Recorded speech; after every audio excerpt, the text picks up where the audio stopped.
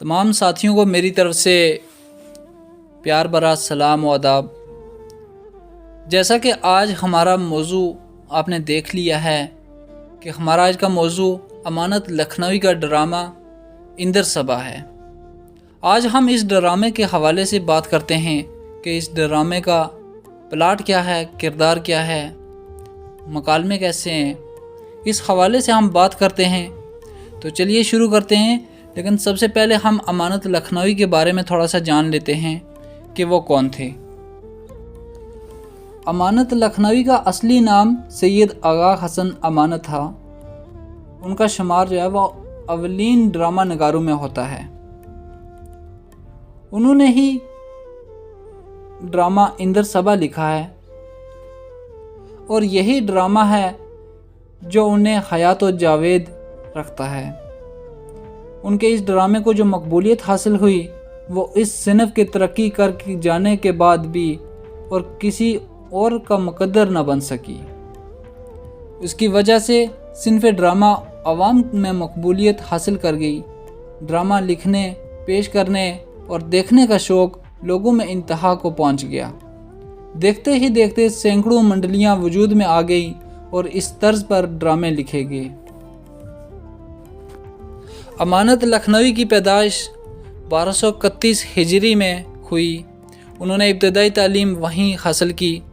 20 سال کی عمر میں کسی مرض کی وجہ سے ان کی زبان بند ہو گئی اور وہ قلم سے زبان کا کام لینے لگے۔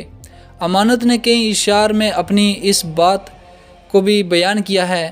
ایک مرثیے کے آخری بند میں حضرت علی سے اس طرح التجا کرتے ہیں: دم بند ہے خاموشی سے اس نیم جاں کا، دم بند ہے خاموشی سے اس نیم جاں کا، مشکل کشا ہو کھول دو عقدہ زباں کا۔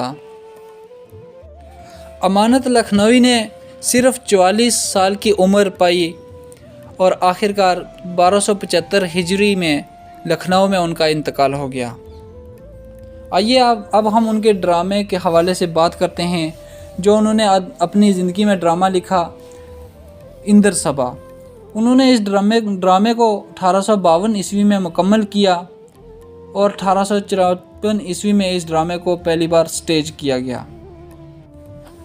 امانت لکھنوی نے اندر صبا میں ایسے عناصر کو اکٹھا کیا اور انہیں پیش کرنے کا ایسا طریقہ اپنایا کہ اس سے عوام و خواص یکساں طور پر محفوظ ہونے لگے۔ انہوں نے اس کے قصے کے لیے بنیادی تصور اور کچھ کردار ہندو دیومالا سے لیے اور کچھ مصنوعی سیر البیان اور گلزار نسیم سے۔ انہوں نے اس کے مقام میں سنگل دیپ کے ساتھ ساتھ اختر نگر کو بھی ملائے رکھا۔ اس طرح انہوں نے راجہ اندر، گلفام، سنگل دیپ اور اختر نگر کو یکجا کر کے محض 2 تہذیبوں کو ہی نہیں ملایا بلکہ اس میں غزل اور مصنوعی کے ساتھ ٹھمری، بسنت، دوہے اور خوری کو شامل کر کے اعلیٰ ادنیٰ، امیر و غریب اور چھوٹے بڑے کو یکجا کر دیا ہے۔ جب ہم بات کرتے ہیں ڈرامہ اندر صبا کے پلاٹ کا تو اس کے حوالے سے یہ بات ہے کہ اندر صبا کا قصہ کچھ یوں بیان ہوتا ہے کہ راجہ اندر کی سبا منعقد ہوتی ہے۔ راجہ اندر سبا میں آنے کے بعد پریوں کو گانے اور رقص کرنے کا حکم دیتا ہے۔ چنانچہ پھکراج پری، نیلم پری اور لال پری باری باری آ کر مختلف چیزیں گانے اور ناچنے کے بعد راجہ کی بغل میں کرسی پر بیٹھ جاتی ہیں۔ آخر میں سبز پری سبا میں گانے آتی ہے تو راجہ کو نیند آ جاتی ہے اور وہ اپنے تخت پر سو جاتا ہے۔ سبز پری اب باغ میں جا کر کالے دیو سے گلفام کو اٹھا کر لانے کے لیے کہتی ہے، جسے راستے میں اختر نگر کے لال محل کی چھت پر سوتا ہوا دیکھ کر اس پر عاشق ہو گئی تھی اور اپنا سبز نگوں کا چھلا اسے پہنا کر آئی تھی۔ کالا دیو اسے سوتا ہوا اٹھا کے لاتا ہے۔ سبز پری جب نیند سے اسے جگاتی ہے تو جاگنے کے بعد اجنبی لوگ اور اجنبی مقام کو دیکھ کر بہت گھبراتا ہے۔ سبز پری اسے تسلی دیتی ہے، ایک دوسرے کا تعارف ہوتا ہے تو سبز پری اسے بتاتی ہے کہ راجہ اندر صبا کی میں ناچنا گانا اس کا کام ہے۔ پھر اظہار عشق کرتی ہے شہزادہ گلفام اس کے عشق کو اس شرط پر قبول کرنے کو تیار ہوتا ہے کہ وہ اسے اندر کی سبا دکھلائے جس کا اس نے دنیا میں بہت نام سنا ہے۔ سبز پری وہاں کے خطرات سے آگاہ کرتے ہوئے وہاں جانے سے منع کرتی ہے، لیکن شہزادہ ضد کرتا ہے، یہاں تک کہ گلا کاٹ کر مر جانے کی دھمکی دیتا ہے۔ آخرکار سبز پری مجبور ہو کر اسے اندر کی سبا میں لے جاتی ہے۔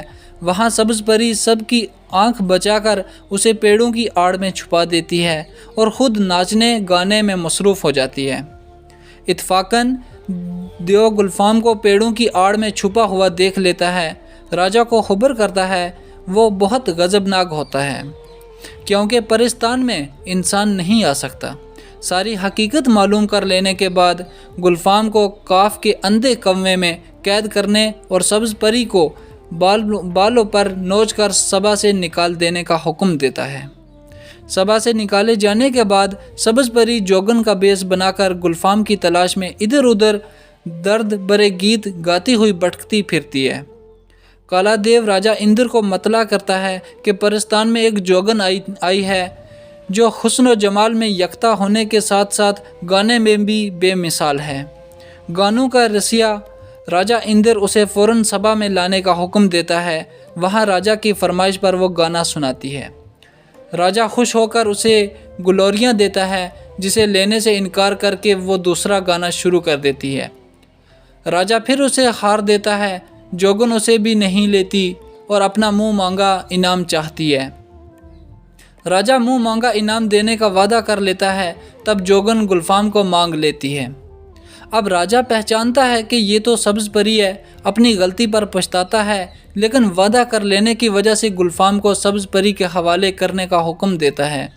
کالا دیو گلفام کو کنویں سے نکال کر سبز پری کے حوالے کرتا ہے۔ دونوں ایک دوسرے سے ایام جدائی کے حالات دریافت کرتے ہیں۔ پھر سبز پری گلفام کے گلے میں باہیں ڈال کر اور تمام پریوں کو ساتھ لے کر مبارکباد دیتی ہے اور یہیں ڈرامہ ختم ہو جاتا ہے۔ اب ہم بات کریں اگر اندر سبا میں کردار نگاری کی، تو اندر سبا میں کل 8 کردار ہیں۔ راجا اندر، گلفام، سبز پری، پکراج پری، نیلم پری، لال پری، کالا دیو اور لال دیو۔ اس میں جس کردار سے ہم سب سے پہلے متعارف ہوتے ہیں وہ ہے راجا اندر۔ اندر کا نام سنتے ہی سب سے پہلے ہمارا ذہن دیو مالائی اندر کی طرف جاتا ہے، جو تمام انسانی خصائل سے بالاتر تکلیف و پریشانی سے مبرا اور دیگر ملکوتی صفات سے متصف ہیں۔ امانت کے راجا اندر میں دیو مالائی راجا اندر کی بہت ہلکی سی جھلک نظر آتی ہے۔ البتہ اس کی افتداد طبع میں اور طرز زندگی میں اس دور کی معاشرت کی جھلکیاں خصوصاً لکھنوی انداز کافی نمایاں ہے۔ وہ شالی رومال اوڑھتا ہے، سنگھاسن کے بجائے مغلیہ طرز کے تخت پر بیٹھتا ہے، جوگن کے گانے سے خوش ہوتا ہے تو اسے لکھنوی انداز میں گلوریاں پیش کرتا ہے۔ کالا دیو سے جوگن کی تعریف سن کر اسے ان الفاظ میں لانے کے لیے کہتا ہے، نہ کر دیر اے دیو بہر خدا، اکھاڑے میں میرے اسے جلد لا۔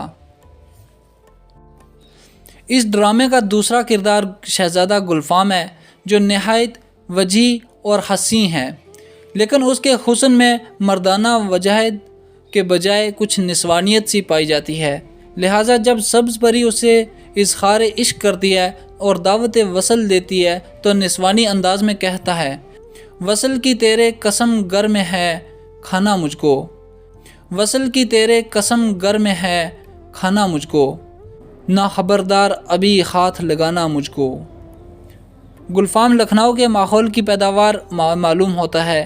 اس میں نہ تو عملی جہد و جہد کا جذبہ ہے، نہ حسن تدبیر، نہ سوچ بوجھ ہے، نہ سمجھداری۔ سبز پری لاکھ سمجھاتی ہے کہ اندر کی سبا میں کسی انسان کا جانا خطرے سے خالی نہیں، پھر بھی وہ بچوں کی طرح ضد کرتا ہے اور گلا کاٹ کر مر جانے کی دھمکی دیتا ہے۔ اس ڈرامے کا تیسرا اہم کردار جو ہے وہ سبز پری ہے۔ یہ امانت کی بہترین تحلیق ہے اور پوری کہانی پر چھائی ہوئی نظر آتی ہے۔ گلفام پر عاشق ہوتی ہے تو سچے عاشق کی طرح اس سے ملنے کی تدبیر کرتی ہے۔ گلفام اندر کی سبا میں جانے کی ضد کرتا ہے تو اسے بڑی دانش مندی سے سمجھاتی ہے۔ وہ قید ہو جاتا ہے تو تڑپ جاتی ہے اور پوری خود اعتمادی سے اسے تلاش کرنے نکلتی ہے۔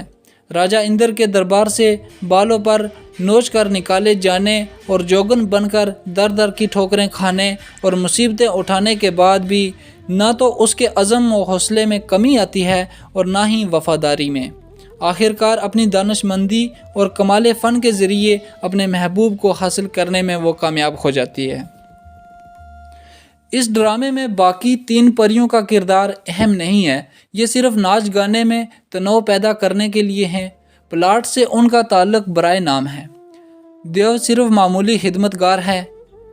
پھر بھی کالا دیو 2 اہم کام کرتا ہے، ایک یہ کہ گلفام کو پرستان میں لا کر عاشق و محبوب کو ملنے کا موقع فراہم کرتا ہے، دوسرے یہ کہ اس کی وجہ سے جوگن کی رسائی راجہ اندر کی سبھا تک ہوتی ہے۔ اب ہم تیسری بات کرتے ہیں کہ اندر سبھا میں مکالمے اور زبان کی۔ اندر سبھا جو ڈرامہ ہے اس میں مکالمے کم ہیں اور جو ہیں زیادہ تر منظوم ہیں اور مصنوعی کی حیت میں لکھے گئے ہیں۔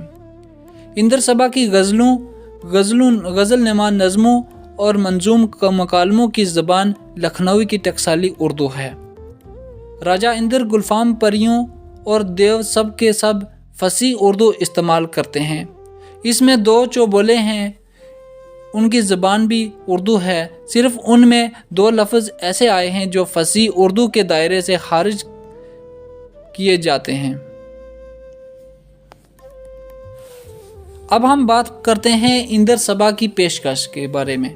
اندر سبھا کی پیشکش کے سب سے معتبر حوالے ہمیں شرح اندر سبھا میں ملتے ہیں، جسے امانت نے پلاٹ کی کمیوں کو پر کرنے اور پیشکش کی ہدایت نامے کے طور پر لکھا تھا۔ پیشکش کے سلسلے میں شرح میں لکھتے ہیں، جب ساری محفل لوگوں سے بھر جاتی ہے اور آدھی رات آتی ہے، ہر شخص پیچھے ہٹایا جاتا ہے، آگے کرسیاں رکھی جاتی ہیں، تخت بچھایا جاتا ہے، ہر شخص عین اشتیاق میں ہمہ تن چشم انتظار ہوتا ہے۔ سازندے آ کر محفل میں کھڑے ہوتے ہیں، ساز چلا کر دور بینوں کے ہوش کھوتے ہیں۔ سرخ پردہ زر تار مثل لکا، شفق گلنار محفل میں تانا جاتا ہے۔ اس سے واضح ہوتا ہے کہ امانت کی نگرانی میں اندر سبھا کی جو پہلی پیشکش ہوئی اس کے لیے کوئی عارضی اونچی سطح نہیں بنائی گئی تھی، بلکہ اندر کا تخت اور پریوں کی کرسیاں اس فرش کے ایک حصے پر جس پر تماشائی بیٹھے ہوئے تھے انہیں تھوڑا تھوڑا پیچھے کھسکا کر رکھ دی گئی تھی، اور اس اسٹیج کی تعمیر اس وقت ہوئی تھی جب ساری محفل لوگوں سے بھر جاتی تھی۔ اس ڈرامے کی پیشکش کی ایک اہم بات یہ تھی کہ بہت سے واقعات جیسے دیووں کا اڑ کر پریوں کو بلانا، پریوں کا اڑ کر سبھا میں آنا، گلفام کوٹھے پر سوتا ہوا دیکھ کر سبز پری کا اس کے کوٹھے پر اترنا، اسے پیار کرنا، اسے اپنا چھلا پہنا کر واپس لوٹ آنا، سبز پری کا راجہ اندر کو سوتا ہوا پا کر اپنے باغ میں جانا، کالے دیو کا شہزادے کو تلاش میں اڑ کر جانا اور اسے سوتا ہوا اٹھا لانا، گلفام کو کاف کے کنویں میں قید کرنا، پھر رہائی کا حکم ہونے پر اسے کنویں سے نکالنا وغیرہ اسٹیج پر عملاً پیش کیے جانے کے بجائے صرف بیان کر دیے جاتے ہیں۔ اس طریقہ کار کا استعمال یونانی اسٹیج یہاں تک کہ شیکسپیئر اسٹیج پر بھی ملتا ہے۔ یہ تھا امانت لکھنوی کا ڈرامہ اندر سبھا، جس کے بارے میں ہم نے گفتگو کی ہے۔ امید ہے کہ آپ کو سمجھ آیا ہوگا۔ شکریہ۔